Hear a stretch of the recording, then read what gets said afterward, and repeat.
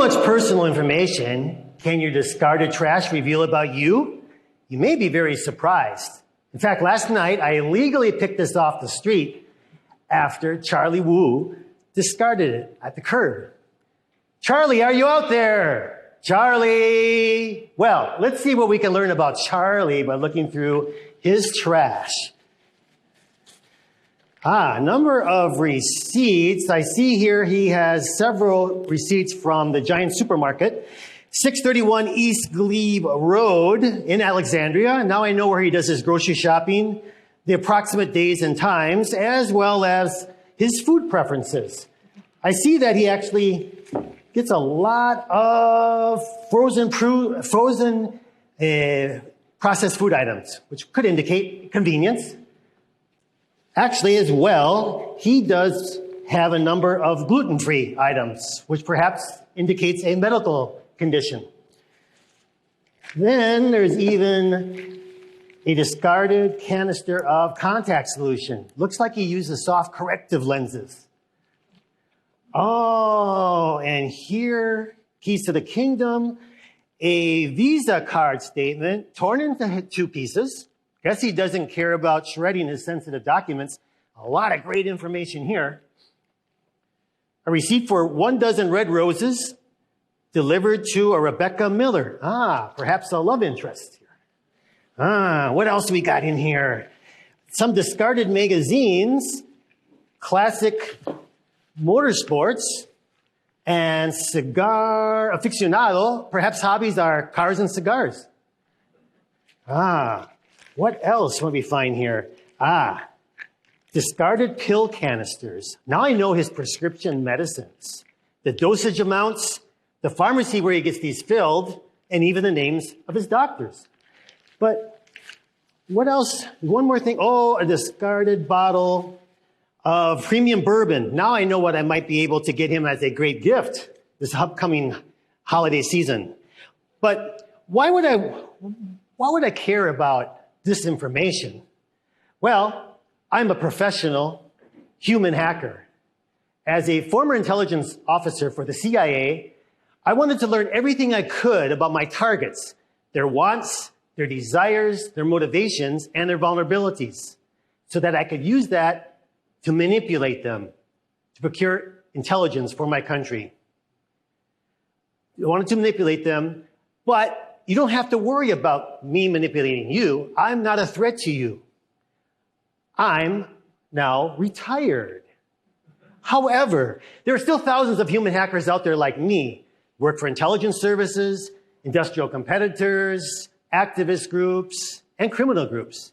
They're looking for human targets like you to manipulate, to be able to breach the security of the organizations that you work for, whether they be hospitals, financial service centers, restaurants, educational centers, government offices.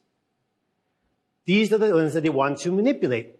But let me explain to you how this works, and then more importantly, provide to you 3 solid tips that you can incorporate immediately today to better equip yourself, to empower yourself, to have better control over your privacy, as well as prevent becoming a victim of human hacking. Now, human hackers don't have to gain access to our messy trash to learn about us. Today, we freely and openly upload personal information on a regular basis to social media. The information that we're putting up there can be considerable details about us, but it wasn't always like that. Now, think to the early 80s. People of my vintage may remember that time frame. Before the internet, before social media. Not many people knew personal information about us, perhaps 2 to 3 dozen family and friends. Today, however, there are over 3.9 billion users of social media. So we've gone from 2 to 3 dozen people to 3.9 billion people that have access to our personal information if we allow them to have that type of access. All right? So what type of information can we learn? If we learn this much information from our trash, what can a human hacker actually learn from us, extract from our social media profiles? Okay? From LinkedIn, for those of you on LinkedIn, a human hacker can learn about your academic and work history, the associations you belong to, the certifications and licenses that you have, and a great insight into your career aspirations. Those of you on Facebook, human hacker can learn about your birth date, your relationship status, your hobbies, your interests, your favorite sports team, your favorite book, your favorite movie. Where did you travel to? Who did you travel with? Where are you planning to travel in the future? Pictures are worth 1,000 words, and from our pictures on Facebook, human hackers can learn a lot about our social economic status. And those of you on Instagram, if you're constantly updating your picture posts, human hackers can learn about your pattern of life. What do you do on a routine basis other than going to the office and coming back home? Are you going to the gym? Are you going to the beach? Going to the university? Or happy hour with your friends? And then those of you on Twitter are constantly broadcasting your opinions about different things. People love to tweet. But what is this fascination that we have with putting so much personal information out there on social media?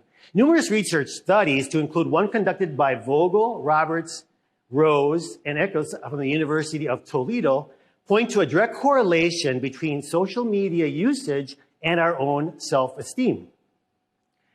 We all love to get likes, and they feed into our emotions. Now, if you post something and you only get a couple of likes, you might be upset. You're not very happy about it. But if you receive a lot of likes, you feel really good. And so we continuously post more and more personal information out there, feeding the monster, social media, thinking that it's making us stronger. But in fact, it actually can lead to the contrary. The more people that know personal information about us, the more vulnerable we become. Because it's this information that the human hackers will utilize to develop a personality assessment profile on us. What are our motivations? What are our vulnerabilities? And in turn, these are leveraged in attempts to manipulate you. Who? Me? Not me. That would never happen to me. That happens to that other person, but not me. Well, unfortunately, that's what Stephanie thought. Stephanie was a registered nurse for a hospital in the Midwest that was targeted by a criminal group.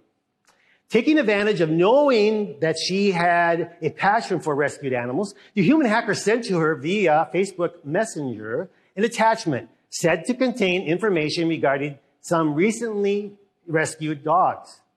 Now, she opened up that attachment from her workstation and it uploaded ransomware onto the IT network of the hospital, a hospital entrusted with the health and lives of hundreds of patients.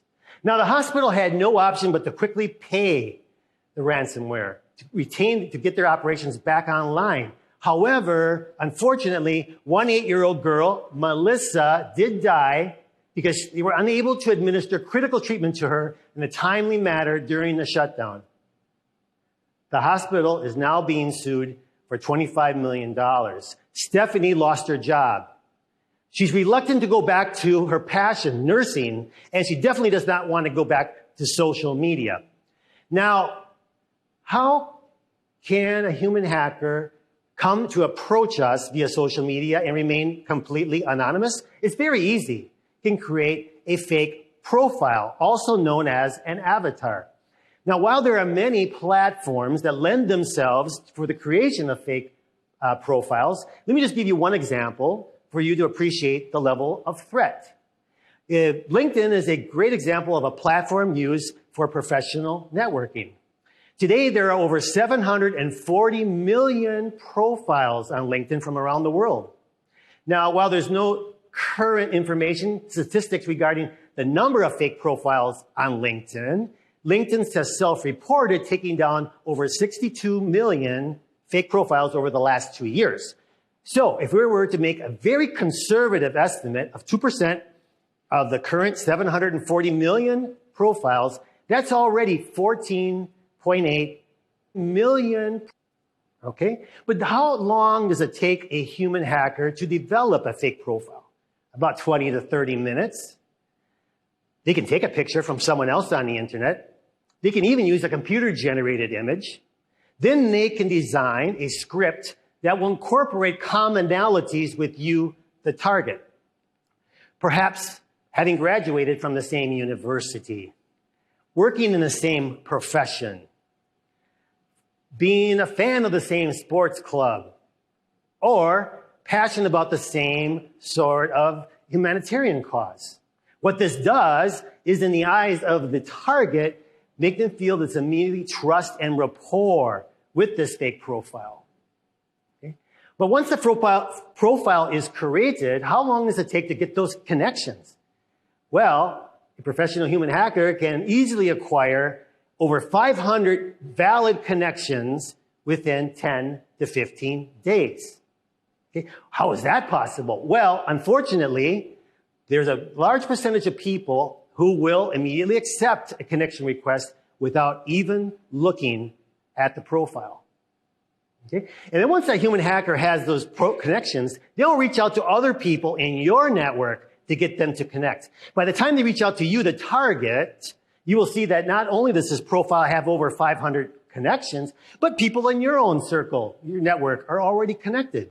So you generally believe this is a true profile and will connect. Okay, but what's the objective in all this? Perhaps the human hacker is only reaching out to you to connect so that you can enhance their credibility before they move on to the ultimate target. So if you actually connect with them, think about it. It's almost like becoming an unwitting accomplice in their crime. Or maybe if you are the intended victim, is to connect with you and then get you to click on a malicious link or open a malicious attachment to upload malware. Such was the case of Stephanie. Or perhaps it's to elicit very sensitive information about you or sensitive proprietary information about the organization that you work for. Now, Gary was one of thousands of LinkedIn members who are approached every year by criminal organizations, industrial competitors, and intelligence services posing as executive recruiters. The executive recruiter telephoned Gary stating, "I'm very impressed with your background as seen on LinkedIn, and I believe that you'd be a perfect candidate for a position I'm looking to fill for one of my clients." Of course, the title was greater responsibility, and a much more attractive salary than what Gary was currently making. He was definitely enticed, and he agreed to get together for the luncheon interview. During that 1.5-hour session, the executive recruiter pumped him for lots of information, not only about him, but sensitive information regarding his employer. Gary was never recontacted again. However, the industrial competitor who had hired the hacker, he acquired the information and utilized it to better position itself in the marketplace to the detriment of Gary's firm. Okay, enough about this doom and gloom. What can you do to better protect yourselves from being a victim of human hacking? It's not that complicated. Let me leave you with 3 simple words: protect, verify, trust. Protect yourselves. Many of us have posted personal information on social media, and many of us will continue to do so. But we don't want 3.9 billion people to have access to this, right? So you use the strictest of privacy settings. Verify. The next time someone reaches out to you with a request to connect, don't connect unless you really know the person or that you can verify that they are legitimate. And verification is not that difficult either.